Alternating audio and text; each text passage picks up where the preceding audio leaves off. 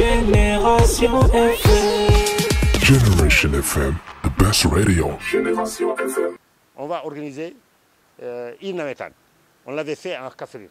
Inawetan, c'est le jeu à travers les vidéos. Là, c'est presque toutes les ASC qui seront impliquées en collaboration avec la fédération qui s'occupe de cela, qui est dirigée par Aladjiman, que vous connaissez tous. Mais nous avons pris la décision aussi d'organiser d'autres disciplines sportives, notamment le basket et le handball. L'objectif, c'est de faire de manière que l'année prochaine, que nos ASC puissent avoir des équipes.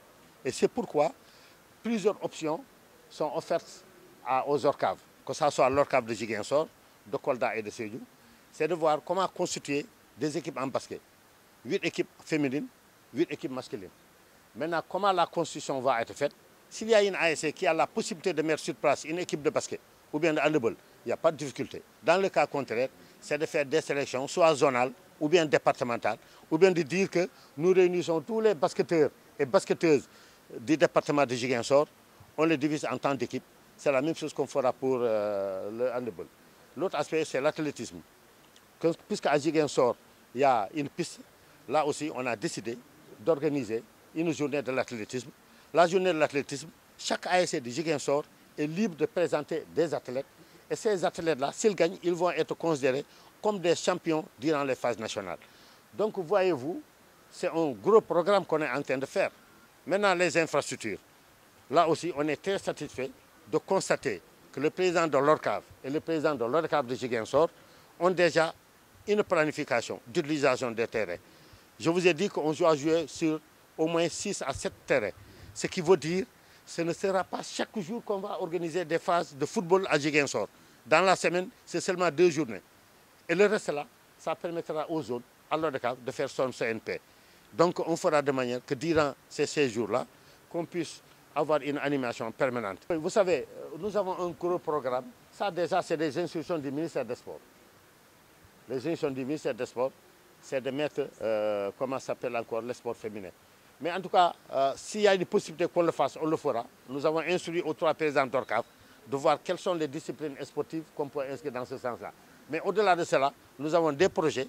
Vous savez qu'aujourd'hui, chaque ASC, chaque jeune, chaque ODCAV, chacun des normalement LONCAV a une section féminine qui est très dynamique. N'est-ce pas? Il y a des formations qu'on fera dans ce sens. Il y a 3 ans de cela, on avait fait une formation pour nos chefs ici. N'est-ce pas? Ça a créé des métiers. Donc nous sommes toujours dans cela. L'ONCAV, c'est la population du Sénégal. C'est l'émanation directe de la population. Nous sommes les cadres unitaires les plus importants du pays. Donc toute activité que nous faisons, ça implique toute la population avec toutes les diversités.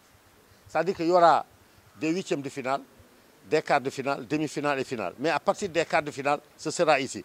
Parce qu'on a voulu quand même que les 8e de finale soient joués soit à Kolda ou bien à Sédhiou. On ne l'a pas encore décidé. Mais 60% des activités vont être organisées dans la ville de Ziguinchor. Et maintenant, nous avons dit au président de l'ORCAV, n'est-ce pas, au président de l'ORCAV de Ziguinchor, au président d'ASC qui était là, au président de zone, ce n'est pas moins de 200 personnes officielles. Je parle d'officielles.